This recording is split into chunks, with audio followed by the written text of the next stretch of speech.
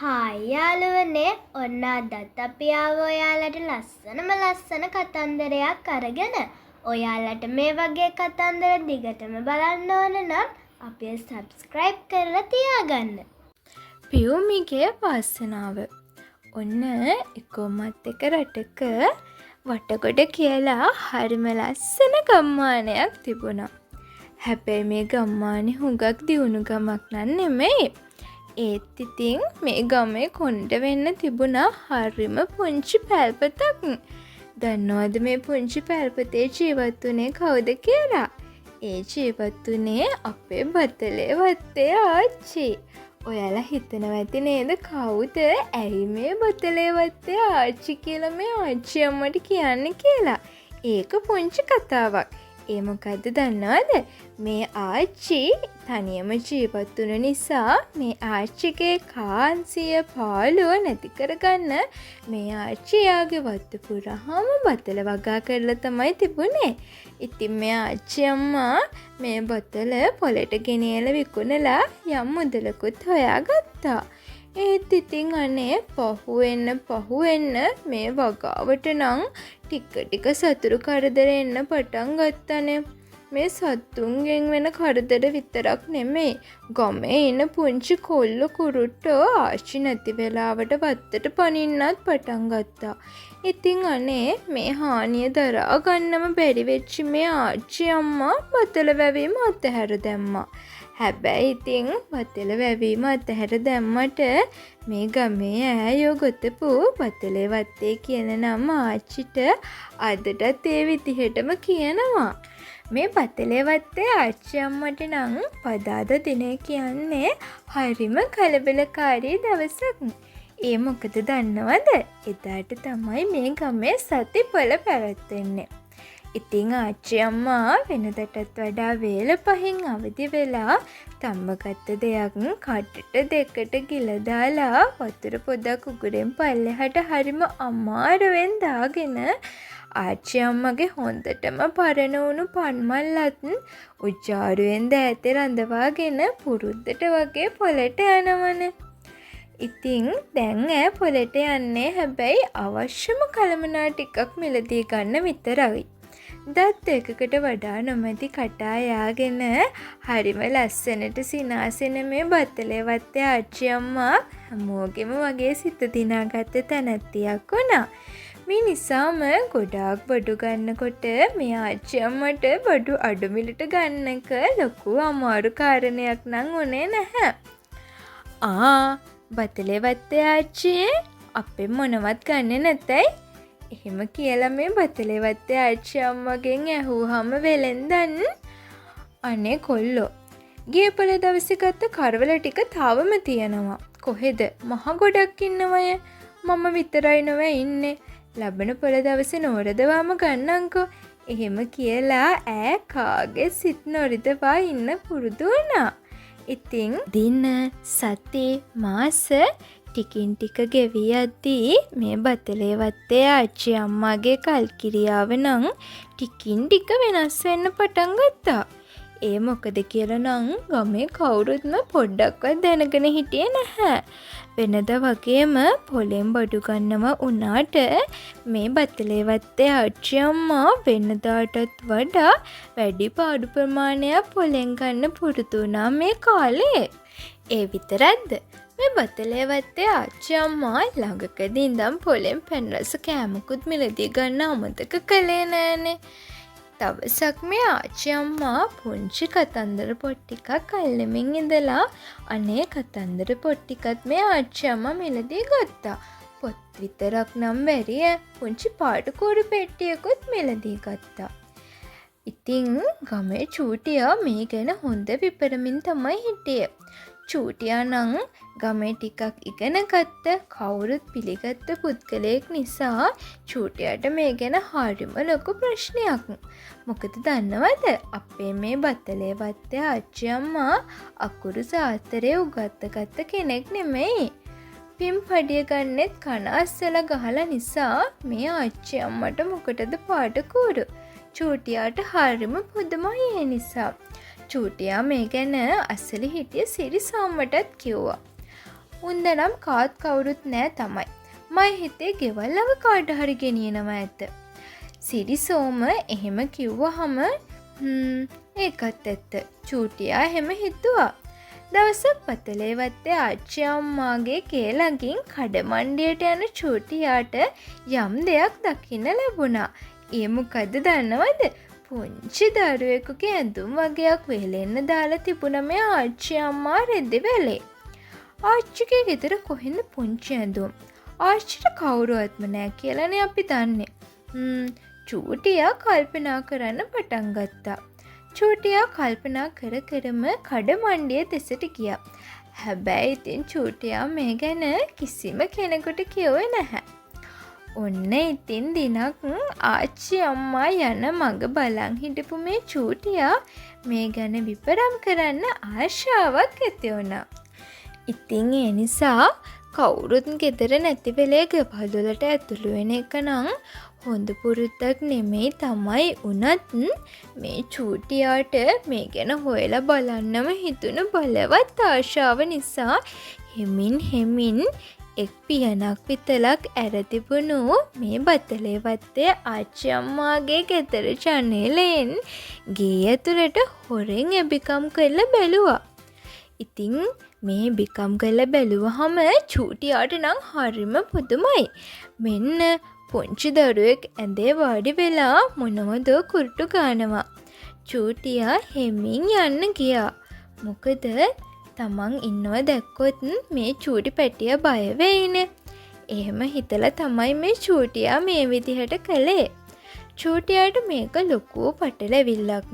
මොකද කාත් කවුරුවක් නැති ආච්චි අම්මාට කොහොමද මේ පුංචි බබෙක් කාටවත් කියන්න හිතුවේ නෑ මේ ගැන. හැබැයි මේ චූටියා ආච්චි අම්මාගෙන්ම අහලා ඇත්ත දැනගන්නවා කියලා හිතුවා. ඔන්න ඉතින් දින කිහිපයකට පස්සේ චූටියා ආවා බතලේ වත්තේ ආච්චි අම්මා හම්බෙන්න. ගමේ මගුල් ගෙදරකට මල ගෙදරකට ආච්චි අම්මා උදව්වට ගියේ හරිම සතුටින්. වුණත් ගමේ ඈය නම් මේ ගෙදරට පැමිණියේ නෑනේ. ඉතින් ඒ නිසාම ගෙදර පැත්තට එනවා දුටු චූටියා දැකලා ආච්චි අම්මා හොඳටම කලබලයට වගේම බියටපත් වුණා. චූටියාට නම් කිසිම වෙනසක් පෙන්වන්න පුළුවන්කමක් තිබුණේ නැහැ මේ ආච්චි අම්මට. ආච්චි අම්මාගෙන් සුවදෙක් විමසුවා කිසිම දෙයක් නොදන්න ගානට. ඒත් ඉතින් ආච්චි අම්මා නම් තාම බය වෙලා. ඔහොම ටික වෙලාවක් යනකොට චූටියා ආච්චි අම්මාගෙන් ගේ ඉන්න දරුවා ගැන විමසුවා. ආච්චි අම්මට හරිම පුදුමයි. ආච්චි අම්මා තවත් බය වුණා. ඒ විතරක්ද හයියෙන් අඬන්න ගත්තා. චූටියාටත් හරිම දුකයි. දැන් කරන්න දෙයක්වත් නැහැ. අනේ පුතේ මේ බවක් කාට හරි කිව්වද? කාටවත් කියන්න එපා. අනේ එහෙම කියලා ආච්චි අම්මා තවත් අඬන්න පටන් ගත්තා. අනේ නෑ ආච්චි අම්මේ මම නිකමට වගේ ඇහුවේ. මම කාටවත්ම කිව්වෙත් නැහැ. මං කාටවත්ම කියන්නෙත් නැහැ. චූටියා එහෙම කිව්වා. මේ දරුවගේ අම්මා ඈතින් නෑදෑ වෙන දුවක් මගේ. මේ ගමට ගම් 4කට විතර එහා තමයි මේ චූටි පැටියාගේ ගෙවල් තියෙන්නේ. තාත්තා වැඩ කරේ ගල් වලක. ගල් වෙඩි දාද්දී ගල් කෑල්ලක් වැදිලා තාත්තා නැති වුණේ මුංගේ අවාසනාවට. අම්මට මේ දරිවි තව දරුවෝ දෙන්නෙකුයි ඉන්නවා. ඉතින් 3 දෙනෙක් හදාගන්නේ කොහොමද? අනික මේ දරිවිගේ කකුල් දෙකම වාරු නෑ. මම ගිහිල්ලා මේ දරුවිව කැන්දන් ආවා. මමත් ඉන්නේ තනියමනේ. කෙල්ල ඉස්කෝලේ යන්නත් හරි ආසයි. අනික මොනවා හරි අඳින එකමයි වැඩේ කරන්නේ. මම හිතන්නේ පූර්වයේ වාසනාවක්ද කොහෙද? ආච්චි අම්මා එහෙම කිව්වහම චූටියට නම් හොඳටම දුක හිතුණා. ආච්චි අම්මා බය වෙන්න එපා. මම මොන හරි කරන්න බලන්නම්කෝ කියමින් ආච්චි අම්මාගේ හිත සනසලා චූටියා පිටත් වෙන්න පටන් ගත්තා. අනේ පව් අහිංසක දරුවෙක්. ආච්චි කළා තියෙන මොනතරම් හොඳ දෙයක්ද? මටත් පුළුවන් වුණා නම් මෙයාට උදව් කරන්න කියලා චූටියා තමාටම කියාගත්තා. ඔන්න ඉතින් දවසක් චූටියාට ආච්චිලා ගෙදර යන්න හිතුණා. හෙමින් ගේ ළඟටම ගිහින් ආච්චි පොල් අතු වේලනවා දැක්කා. දැරිවි නම් ගේ ඇතුලේ ලොකු වැඩක් වගේ තමයි පේන්නේ. පුතේ ඔයා මොකද කරන්නේ? එහෙම ඇහුවම චූටියා දැරිවිති ගැස්සිලා චූටිලා දෙස බැලුවා. ආච්චියේ කියා කෑ ගහන්නත් පටන් ගත්තනේ. අනේ මේ දරුවනේ මම බය වෙච්ච තරමක් ආච්චි අම්මා චූටියාට කිව්වා. මම දැන් ආවේ ආච්චි අම්මේ නම ඇහුවා එයා බය වෙලානේ ඒකට. එහෙම කිව්වහම ආච්චි අම්මා ඒක තමයි පුතේ මේ මාමට නම කියපන්කෝ. එහෙම කිව්වම මේ චූටි දරුවා මෙන්න මෙහෙම උත්තර දුන්නා. පියුමි. එහෙම කිව්වේ නම් හරිම බයෙන්. පියුමි ලස්සන නමක්නේ. ඉතින් පුතා මොකද කරන්නේ ඔය? එහෙම චූටියා ඇහුවම ඈ කිසිවක් නොකියා චිත්‍රය ඔහුට පෙන්නුවා. උදේ ඉඳලම ඕව තමයි ඉතින් කරන්නේ. එහෙම කිව්වේ නම් ආච්චි අම්මා. කෝ බලන්න චූටියාට නම් හරිම පුදුමයි. පුදුමාකාර ලස්සන චිත්‍රයක්. හරිම ලස්සනයි පුතේ. හරිම ලස්සනයි. තව ඇඳපුවා තියෙනවද? චූටියා ඇහුවා. ඇයත් කිසිවක් නොකියා ඇඟිල්ල දිගකොට අසල ඌ පෙට්ටකම පෙන්නුවා. ඒක ඇතුලේ පොඩි කඩදාසි ගොඩාරියක්. ඒ හැම එකකම ඇඳලා තිබුණේ ලස්සනම ලස්සන චිත්‍ර. ඒවා එකකට එකක් වෙනස්. චූටියාට නම් ඉතින් හරිම සතුටුයි. චූටියා ඔන්න එදා ගෙදර ගියේ නම් හරිම සතුටු සිතින්. මටත් පුළුවන් විදියට උදව් කරන්න ඕනේ. චූටියා එහෙම තමාටම කියාගත්තා. ඒ වගේම බතලේ වත්තට යන හැම මොහොතෙම චිත්‍රකොළ ටිකක් පාටකෝඩු පෙට්ටියක් ගෙනියන්න නම් ඔහු කවදාවත් අමතක කළේ නැහැ. ඉතින් මේ ගමේ පත්තරයක් එන්නේ කඩමණ්ඩියට විතරමයි. ඒකේ තියෙන ආරංචි දැනගන්න හැමෝම වගේ උදේට යන්නේ කඩමණ්ඩියට. හැබැයි එන වෙලාවට හැමෝටම කියවන්න නම් දෙන්නේ නැහැ. ඒ වැඩේ පැවරිලා තිබ්බේ චූටියාට. චූටියා ඉතින් ශබ්ද නගලා පත්තරේ කියවනවා. හැමෝම ඒ වටේට වාඩි වෙලා රටේ තොටේ වගතු ගහනවා. ඒ විතරක් නෙමෙයි. සමහර අය අහන ප්‍රශ්න වලට උත්තර දෙන්නත් චූටියාට සිද්ධ වුණා. ඔන්න ඔහොම දවසක් පත්තරේ බලන අපේ චූටියා හරිම අපූර්ව ප්‍රවෘත්තියක් දැක්කා. ඒ මොකක්ද දන්නවද? මෙන්න චිත්‍ර තරඟයක් තියෙනවා. ඒත් එක්කම චූටියාට මතක් වුණේ කවුද දන්නවද? ඒ තමයි අපේ පියුමි. පත්තරේ බලපු ගමන් කෙලින්ම ගියේ චූටියා බතලේ වත්තට. පුතා දැනුයි මේ දවාලට බත් කඩක් කන්නේ. මොකද මේ හති දාගෙන චූටියාගෙන් බතලේ වත්තේ ආච්චි අම්මා ඇහුවා. ආච්චියේ පියුමිට වයස කීයක් විතර වෙනවද? එහෙම ඇහුපු චූටියාට ආච්චි අම්මා මෙහෙම කිව්වා. මොකද හදිස්සියේ ආච්චි නම් එහෙම ඇවි හුඟක් බය වෙලා. ඊට පස්සේ චූටියා මෙන්න මෙහෙම කිව්වා. බය වෙන්න කාරණාවක් නැහැ.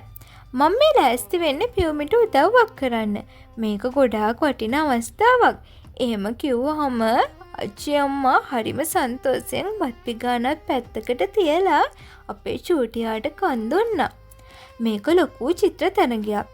දින්න අයට වටිනා තෑගිත් දෙනවා. මම පියුමිගේ චිත්‍රයකුත් මේකට ඉදිරිපත් කරන්න තමයි හිතන් ඉන්නේ. එහෙම චූටියා කිව්වහම ආච්චි අම්මා නම් ඒකට වැඩි මනාපයක් දැක්ුවේ නැහැ. හැබැයි ඉතින් මේක ඇඳලා යවපුවාම ඇති කිව්ව නිසා ඔන්න ආච්චි අම්මා අකමැත්තෙන් වුණත් මේකට කැමති වුණා. හැබැයි අපේ පියුමි නම් මේකට හුඟක් කැමති වුණා. ඔන්න කොහොම හරි අවසානයේදී පියුමිගේ චිත්‍රයක් තැපැල් කරලා ඇරියේ චූටියාම තමයි. මෙන්න මෙහෙම කාලය ගත වෙලා ගියා. යවපු චිත්‍රය ගැන නම් කිසිම ආරංචියක් නැහැ. හැබැයි දිනක් බතලේ වත්තට ගිය චූටියාගෙන් පියුමි මෙන්න මෙහෙම ඇහුවා. මාමේ මගේ චිත්‍රය දිනලා නැද්ද? එහෙම ඇහුවාම චූටියාට නම් හරියට දුක හිතුණා.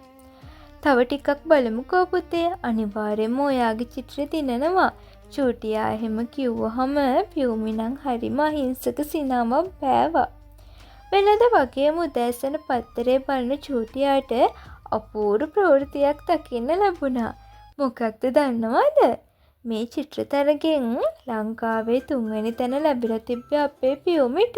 ඒත් මේ චිත්‍රතරගේ දිනුම දෙන්නටවත් මේ ළමයා ඉන්න තැනක් දන්නේ නැති බවත් මේ පත්තරේ සඳහන් කරලා තිබුණා. ඉතින් චූටියට නම් මේක දැක්කාම හරිම සතුටුයි. චූටියා ඉක්මනින්ම පත්තරෙත් අරගෙනම පතලේ වත්තට දුවගෙන ගියා. පුතේ ඔයා දිනලා චූටියා හයියෙන් කෑ ගහගෙන ගිහිල්ලා මේ චූටි බබාවත් උස්සගෙන නැටුවා. ආච්චිත් වත්තේ ඉඳන් දුවගෙන ආවා. මේක අහපු ආච්චිට අම්මට නම් සතුටු කඳුළු ගලාගෙන ආවේ ඔන්නේ බේටමයි. ඔන්න ඉතින් පුංචි පියුමි ලෝකෙම දිනුවා. ඉතින් පහවදා උදෙන්ම චිත්‍රතරග සංවිධානය කරපු ලංකාවේ ආයතන හොයාගෙන යන්න චූටියා ඉදිරිපත් වුණා. ඒ විතරක්ද මේ ගමනට ආච්චි අම්මත් අපේ පියුමිත් ඉදිරිපත් වුණා.